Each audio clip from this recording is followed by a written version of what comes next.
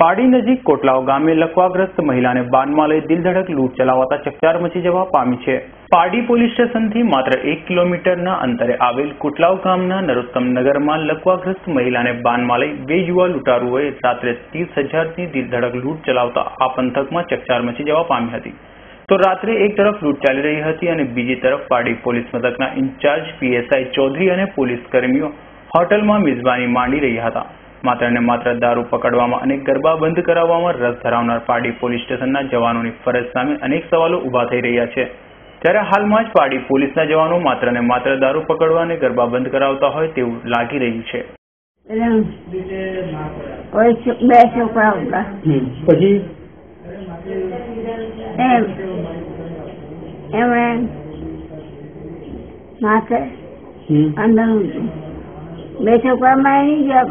एक छोकरा में जो ना अहिया दलित डाकली ने इनके के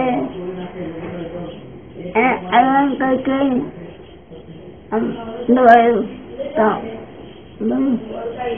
उमर दे मुझे हमारा भाई ना मार ऐसे दलित को नहीं तो कौन से एंगल के कौन अच्छा तो ये बोलना હું અંજલિ ભરતિયા મારું સ્કૂલનું બેગ એ લોકો લઈ ગયા। શું શું હતું બેગમાં તારું? બુક્સ ને પાઉચ ને વોલેટ। ભરતિયા શું ઘટના બની તમારા? અમે લગભગ 11:30 ગરબા જોવા કંસાવાડ ગયા હતા ને ત્યાંથી લગભગ 1:55 અમે પાછા ફર્યા ત્યારે મેઇન ગેટનું બારણું ખુલ્લું હતું। તો એ મેઇન ગેટના બારણા દ્વારા બે જુવાન છોકરાઓ આવ્યા હતા અને મારી બેનને મોઢા પર રૂમાલ બાંધ્યો હતો। બેન કેવા હતા? મારા બેન હેન્ડીક્રાફ્ટ છે, એને મોઢું દબાવીને એને ચૂપ કરી હતી અને તેમાંથી એક છોકરો પાછળ અમારા સુવાના જગ્યાએ બે કબાટ હતા, તેમાંથી મંગળસૂત્ર તથા બુટ્ટી નંગ 2 તેમજ રોકડા લગભગ 7,000 ત્યાંથી લઈ લીધા।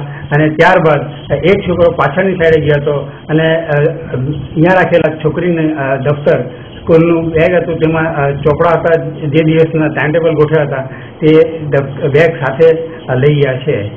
ને મારી બેન પોતે હેન્ડીક્રાફ્ટ હતી, તેને આવી રીતે દબાવી। કેટલાનું તમારા હિસાબે થયા? મારા હિસાબે લગભગ 50,000નો અંદાજ છે। ત્યારબાદ અમે 2:30 વાગે ત્યાં જઈને પોલીસ કમ્પ્લેન કરી હતી।